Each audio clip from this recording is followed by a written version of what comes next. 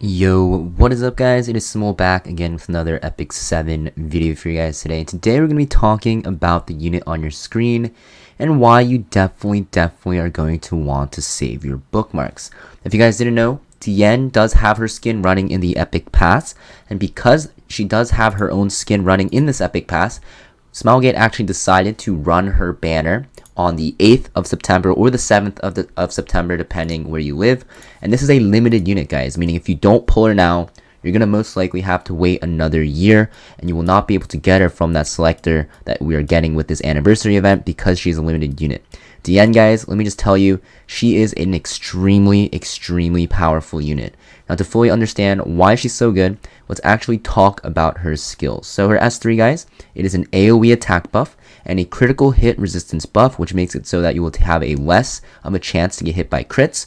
And also you are going to increase your own CR by 50%. And if you soul burn this, it will reduce the skill cooldown of your S2 by 2 turns, and will also make her S3 only have a 2-turn cooldown.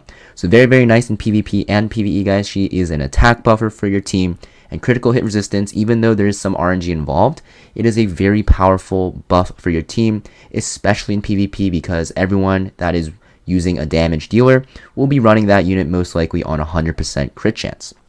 Also, guys, the CR push is very nice. You're going to see that if Diane can cycle very quickly, which she will be able to do with her kit, then she can actually affect the field very strongly. She's super good at buffing. She has pretty good dispelling and also cleansing for her team, and she will also supply your team with barriers and just be very annoying the longer the fights go.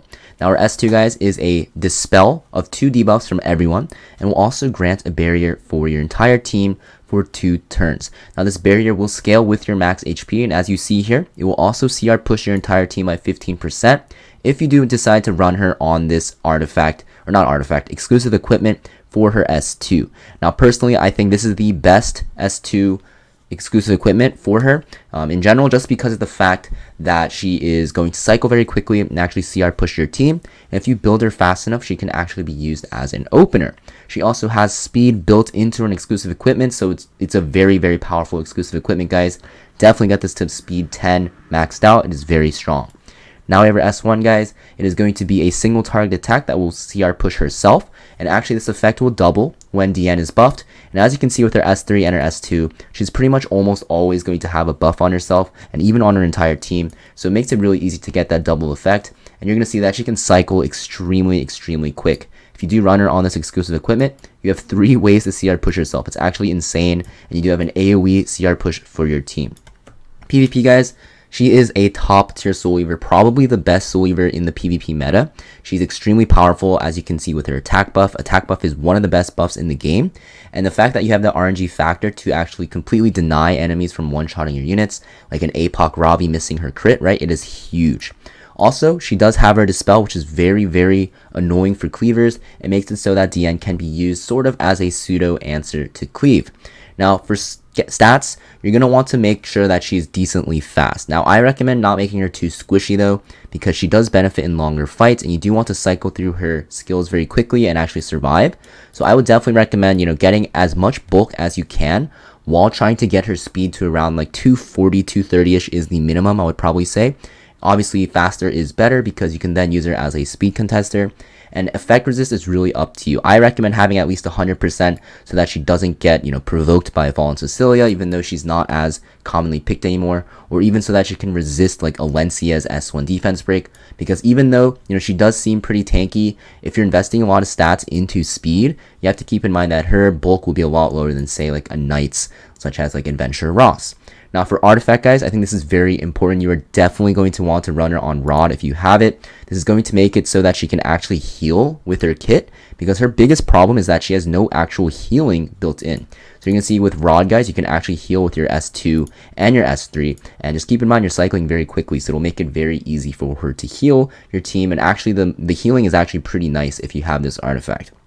PvE, guys, you don't really need Rod as much for PvE if you decide to use her there, because you can run her with another soul weaver such as like Angelic Montmorency, and she will be able to just sit there and buff your team and not really need to heal as much.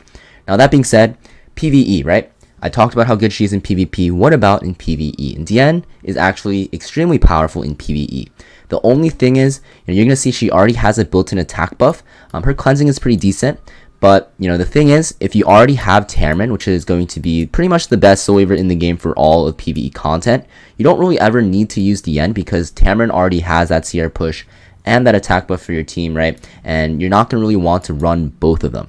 I think until you get Tamron though, guys, Diane is going to be a very, very strong PvE unit for your team. If you guys already have Tamron though, you're most likely going to only use Diane in PvP. But keep in mind, guys, Diane is a monster in PvP, right? You can use her as a cleaver because she can open for your team. You can also use her against cleavers as well because of the fact that she can cut and with her high speed.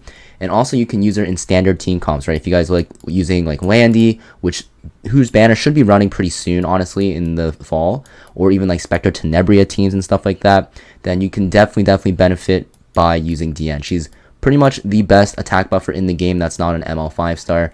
Notably, metered Cowrick, and I think she definitely has surpassed Emilia as that best attack buffer for your team because she's so flexible. You can always pick her in World Arena and she's very good. The only thing is, right, you have to be careful when putting her on defense teams because she does get countered by units such as Alencia, who can strip all of the buffs with her S3, Rimuru, who can actually copy those buffs that she gives on your team, and even Landy, right, who can spam her S3 because of Diane's very high amounts of buffs that she supplies to her team.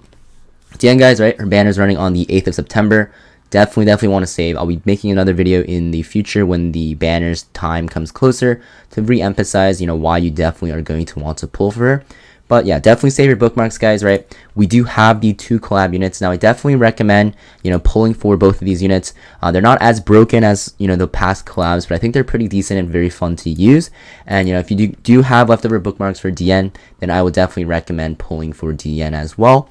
Keep in mind, Smilegate will most likely run the triple limited banner again, where you could choose the units that you want and you'll be able to select DN from that banner. Now, that is not an official announcement or anything, but Smilegate did say they were going to do that about once a year. So yeah, it's been almost a year since that last triple custom banner, so you can also expect them to do that again. So at the end, guys, very powerful unit, very fun to use. Definitely want to pull for her. She's insane in PvP.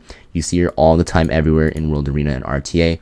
And even if you don't have great gear, she's still usable, right? Diane is always a unit that is usable. The best part about Soul Weavers and Knights, guys, is that, although you do want very good gear on them and you do want to meet some stat benchmarks, if you don't meet those benchmarks, it's still fine, right? As long as Soul Weavers and Knights are tanky, eventually they'll take a turn and actually do their job. You don't have to build your DN on crazy gear.